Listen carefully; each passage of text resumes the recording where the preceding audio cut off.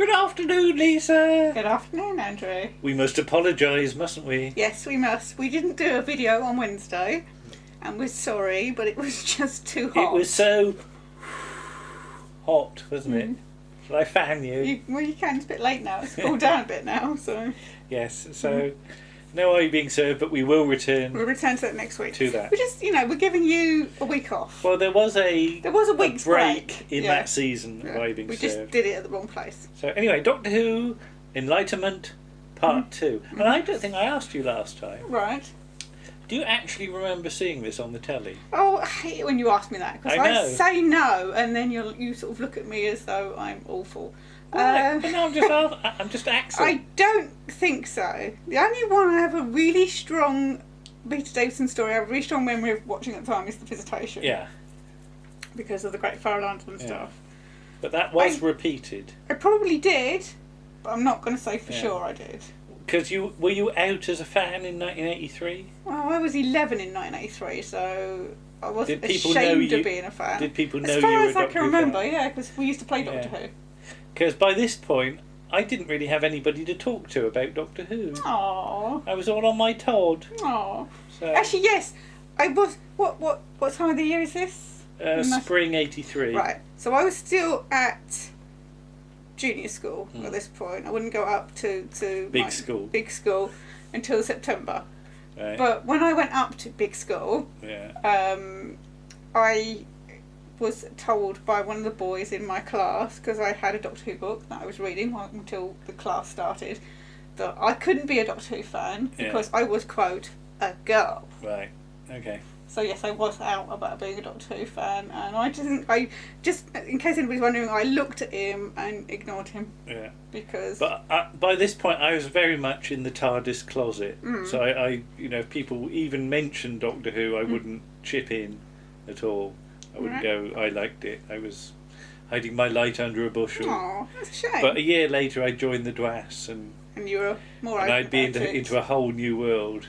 No, I wouldn't talk to people at school about it even then, but at least I knew there were other people. But I like the way that we get the recap.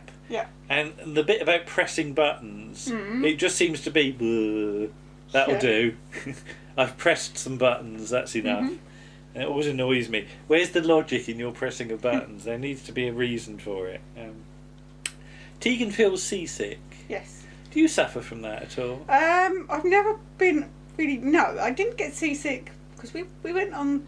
Didn't we go on the Isle of Wight ferry once when it was quite rough? Well, I was just going to say that as a kid riding in a car, I had to sit in the front seat. Right. If I sat in the back, I was not well at all. Okay. But even when I was small, because I couldn't see over the edge, I couldn't. I remember being quite ill sometimes. But boats. Not really a huge problem, but then I've never been on a long sea voyage. No. I think the furthest either of us have been like Southampton to Cowes, isn't it? That's quite a long one. That's the longer one. Yeah. Because going to the Isle of Wight, we'd go on the fast cat from Portsmouth usually, which takes 20 minutes. But yeah, I never really had a huge problem. I've never recalled being seasick, but I've never really been on a. And did you notice there are wind sound effects? Yes, there's a lot of creaking going on the ship, so I noticed that. The creaking's alright, but I don't know where the wind's coming from. Well, it's the solar wind, surely. So you wouldn't hear solar wind. Well, it says show there's wind. Yeah. It's a shortcut, don't you? Yeah. I know, you probably hear a lot of wind in this house, but... Yes. Warren will like that. He will. Tegan's on the booze. She is. She's having a good old tot, isn't she? Yeah. And is that a bad example for the kids, do you think? No, your lead character knocking back a few swift rums. Well, she doesn't knock back a few. She knocks back one, and then goes to sleep. Yeah, Mariner's drunk some of that already. Yeah. So, about Venus. Yeah. It's nice that we've got Venus, but I like the idea about just having a caption, Venus, in all her whatever it was, beauty or something. And yeah, Venus, people don't realise how nasty a place Venus is, with its sort of pressure, temperature, carbon dioxide and sulphuric acid knocking about. So of all the planets to have to sort of navigate round, it is actually one of the worst. Mercury has actually got a lower temperature than Venus, despite being closer to the sun. Okay, that's odd. Well, it's all the runaway greenhouse gas effect on Venus. So, yeah. I like the Doctor spotting the Greek's jewel as being out of place. That's a real proper Doctor observation thing, isn't it? Yeah. Worthy of like Sherlock Holmes. Yeah. So I like that. And then you've got Tegan's room with her wicker chair and her leftover costumes. Yeah. So if she'd nicked all the costumes from this and like stuffed them in her travel bag, she could have had duplicates of her like her uniform and things like that. Yeah. I'd have just sort of put them in me hold all or something. Well, she didn't have a hold all, did she? Well, perhaps she'd have got them to imagine a hold all. Yeah, she could have got married to imagine her a hold all. Yeah, I'm sure he'd like to hold all of her, but yeah. And the shot of Auntie Vanessa. She's never. That's the thing. She's never really mentioned who she is. No. So you get this picture of her, and I guess some fans might have recognised her, but I can imagine even fairly devout fans going, "Who's that woman in the picture?" Because this is, getting a couple of years ago now, and she's not really been mentioned since. Not since Lugopolis, but hey. But this story, I think, has got a real, what I'd call one of those nice sapphire and steel atmospheres about it that I always say the Davison era could have done more of. With more of. That it's not straight down the line science fiction with people shooting each other. And I always compare Kinder versus Snake Dance. I always prefer Kinder because of its weirdness and obscurity. Warrior's Gate versus Terminus. I always go for Warrior's Gate. Yeah. And there's a bit of sapphire and steelness in The Awakening as well. Yes. But this one captures a, and it's that thing that Doctor Who's fighting against a low budget.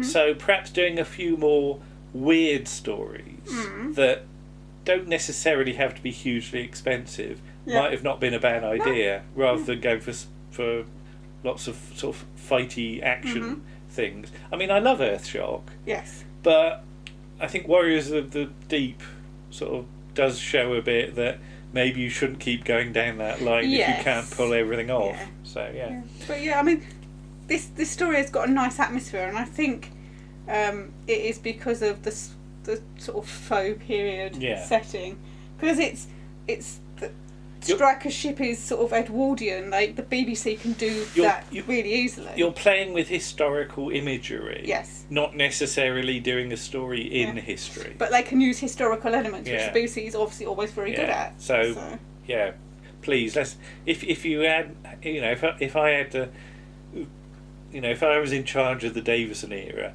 I'd have shifted it more towards that. Yeah. Just as a house style to just tell people, just do weird stuff. Yes. We can do that. We can do weird stuff. Weird stuff's good. Yeah. And I think Davison excels at that sort of thing. Yeah, he's good in that period. Is that sort of style as well. Lords in such a small domain as time is a nice line. It's really disdainful, isn't it? Yeah. Like, can there be lords in such a small domain? And it's that thing about, Doctor Who as a series ranges through the whole of time and space, but to pull back from that and think, that's quite a small place, is a lovely little pull the carpet out from under the Doctor. So, yeah, like that. Doctor Who the Music 2, I think, tape, this music was on. All right. And I remember buying both music tapes. Not long after I think the programme was cancelled in 1985, and I bought as many bits of Doctor Who merchandise as I could to sort of support the show in my own strange way. And I remember playing Enlightenment on my headphones a lot upstairs. Well, is Enlightenment on the 50th anniversary? I have no idea. I need to look. I just remember having the tape. I know Undead is, but... Yeah, I said about the solar winds. It's a nice idea, but to be honest, they're not. The solar winds forces are not powerful enough to steer spaceships, they've still got to have their own. Yeah, but they've got engines. They say anyway, about ion drive, so fair enough. But it's a weird thing that you're using 95% ion drive and maybe a little bit of solar wind. Yeah, it's just a sort of pretense, isn't it? Really. Yeah. I said going around Venus again. I must try doing it in my own spaceship in my computer game one day. It might end badly though. So cut to the Greek ship, and although lovely as these models are, you just get a sudden cut to the Greek ship spinning on its axis. You never actually see it get into trouble. No, it's just suddenly in trouble. Yeah, and it's one of those things of maybe it would be nice to see the model ship veering off into that situation. Yeah. It always sort of strikes me as being a bit sudden, but never mind.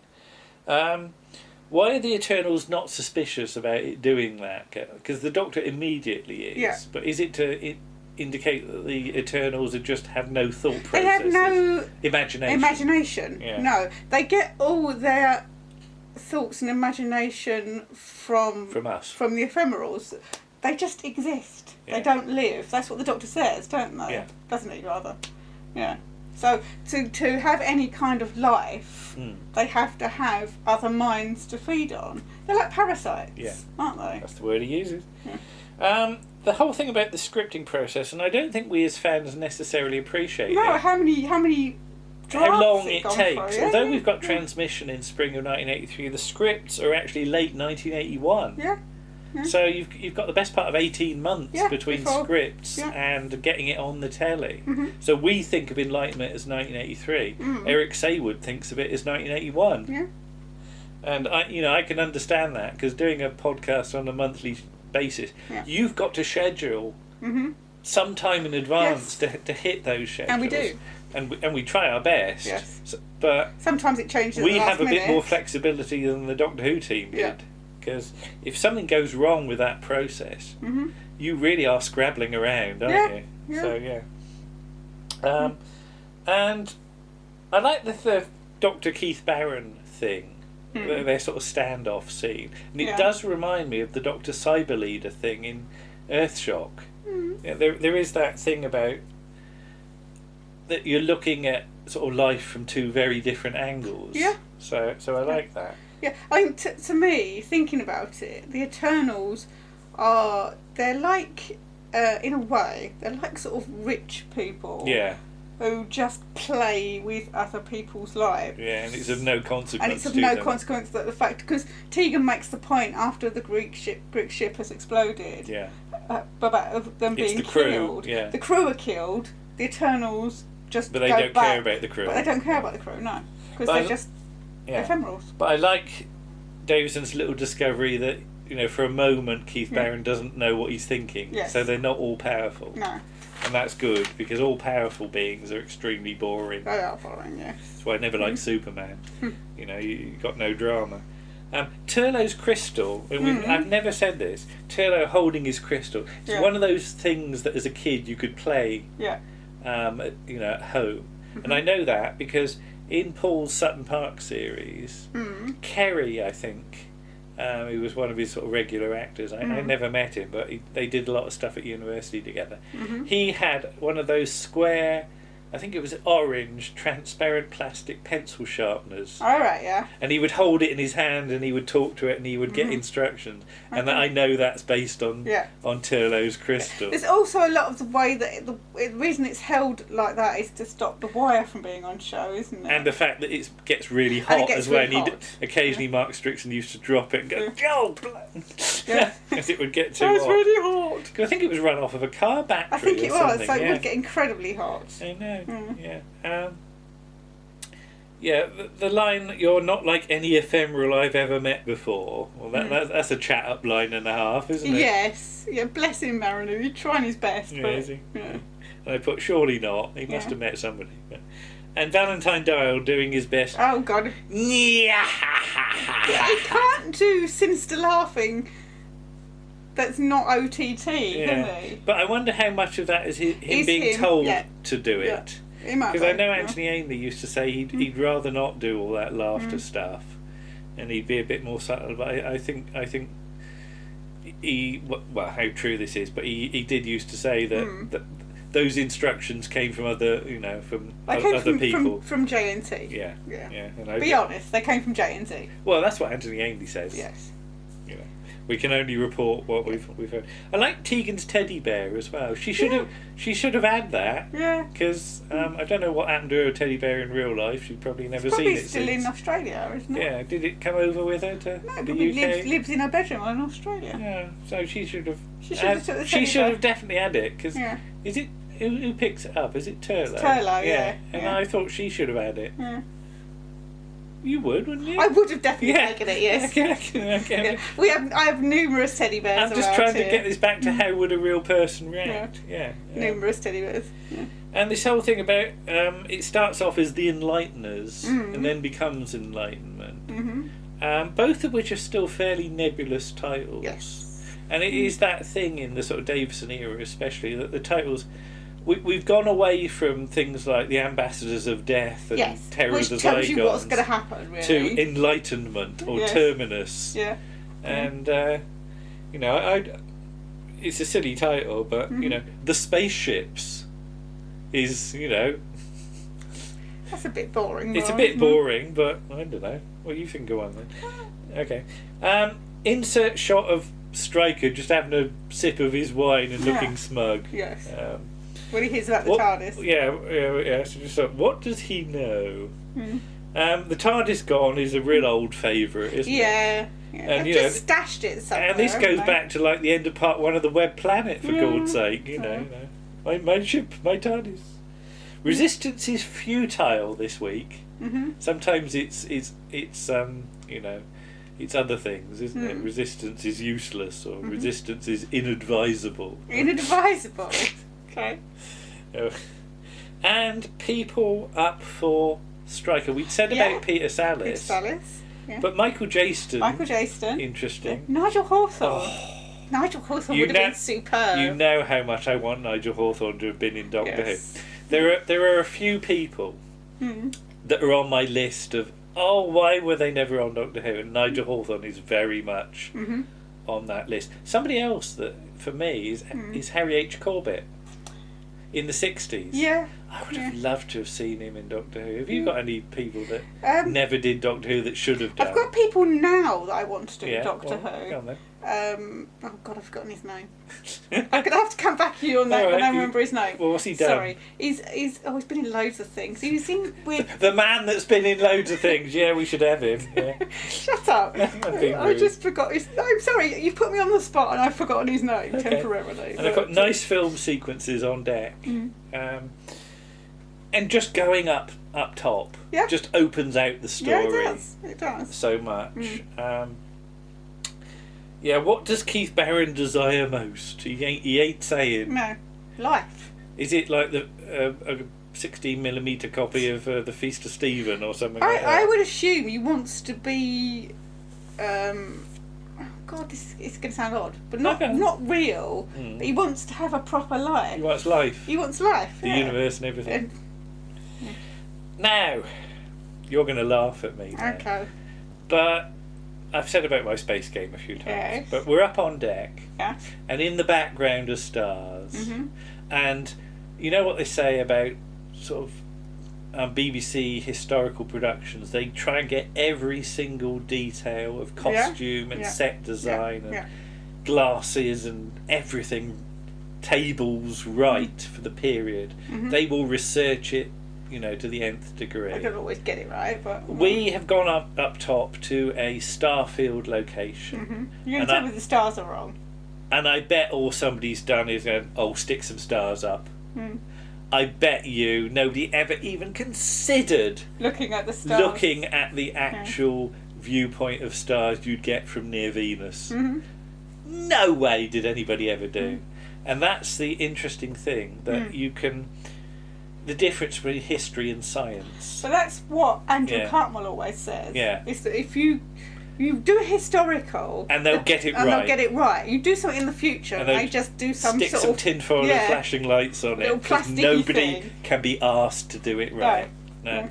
So I see those stars and all I think is, I don't recognise any of them.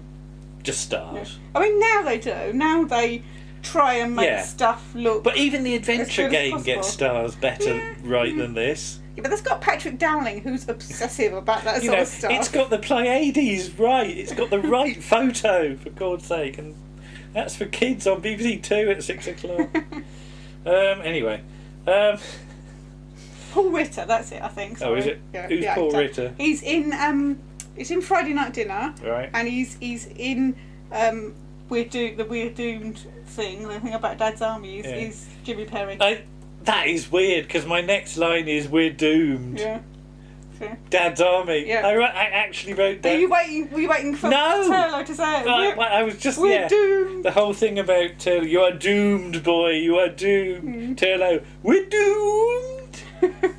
And rolling his eyes and telling a long rambling story about when he was at Brendan School and I don't know. The old empty barn. And this is another of those sequences when you realise just how little Janet Fielding is. Yes. And in that case, where did her spacesuit come from that fit her? Because was there some little bloke on the spaceship that it fits? Because they're all hung up on a peg, aren't they? I'm actually thinking about it. Perhaps Mariner can adjust it once it's on her. It'll ride up with where? No, because they created the ship from the memories of the crew. So they must have created that. So they've created the websuits, or the whatever they are. The wetsuits. She sticks it on, it's all baggy. Yeah, so he just goes... and it all shrinks up. And it gets all... That's the easy... all tight-fitting. All tight-fitting. Yes. I bet he enjoyed doing that. Yes. And our old favourite cliffhanger, no! Yeah. Somebody should do a list of all the cliffhangers that just end with the word no. Is that like Colin Baker looks like the end of Trial of a Time Lord, all the various expressions that Colin Baker pulls, and you can find all of those on our blog, can't you? Yes, you did. I did every single screenshot of Colin Baker looking shocked at the end of looking perturbed. Yeah. Looking slightly more perturbed. Yeah. But no is a good old-fashioned one, isn't it? So there you go. There's Enlightenment Part 2. Enjoying it. Finally. Yeah, and we move into a slightly different... Yeah, it's interesting. With these 4-part stories, you've got 2 episodes in 1 week and 2 episodes... in the next week. And quite often, those sort of stories weirdly fall into... These are the 2 episodes this week, and these are the 2 episodes, and they are sometimes quite different. Yeah. And yes, we do go off in a slightly different direction. And also, I think with this one as well, because we said before, and we said about it with Horns of Narman, that you get to part 3, and the story's treading water a bit. Yeah. But I don't think it does it in this, because it's gone off in a new direction. It is a 2-parter and another 2-parter. Well, not necessarily another 2-parter, but a 2-parter. That's is the same story, but almost as though it's 2 45s. Yeah. Split into 2, isn't it? Yeah. Which is interesting considering what's coming in a couple of years. Yeah. Anyway, we should say what are we doing as our accompanying thing? Yes. After much thought. Yes. And going through our DVD collection. And not being able to find what we were originally and not being able to find Duty Free. Yeah. It's there somewhere. It's there. We're going to do. It's dark outside. Which you're going to show. It's dark outside. Well, you're going to show it a bit closer. No, I'm not going to show it any closer at this point. But there you are. Because Which that's has got Keith Barron in it. Keith Barron in it. Yeah. With William Mervyn. Going all the way back to the War Machines. Yes. It's all a circle of time, isn't it? Yes. No!